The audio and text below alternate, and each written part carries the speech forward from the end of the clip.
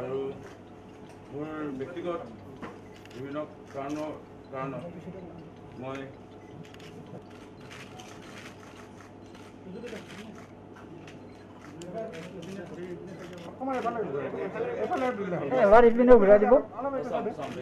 বৰ্তমান ৰাইজিং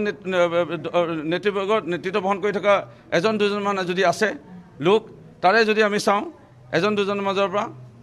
সংখ্যালঘু বা এজন লোক যি সংখ্যালঘুৰ নেতা বুলি নিজকে ক'ব বিচাৰে বা তেখেতে নিজকে নিজে প্ৰতিপন্ন কৰিব বিচাৰে তেওঁৰ ইচাৰাত আজি কংগ্ৰেছ দলটো চলি আছে ADFৰ লগত মিত্ৰতা এইটো সৰু সৰু ল'ৰা ছোৱালীও চাগে ক'লেহেঁতেন আৰু কৈছিলেই নিৰ্বাচন আগমুহূৰ্তত যে ৰাইজৰ দল বা জাতীয় পৰিষদৰ লগত যদি মিত্ৰতা কৰাহেঁতেন আমাৰ আজি চৰকাৰ গঠন আমি কৰিবলৈ সক্ষম হ'লোহেঁতেন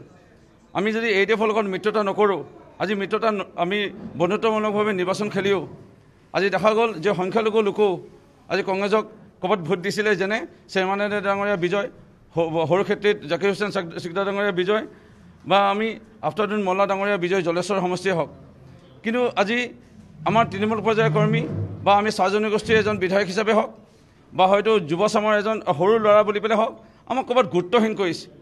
কংগ্ৰেছে ক'ৰবাত কেন্দ্ৰৰ নেতৃবৰ্গই হওক বা কংগ্ৰেছৰ ৰাজ্যিক নেতৃবৰ্গ হওক যুৱ চামৰ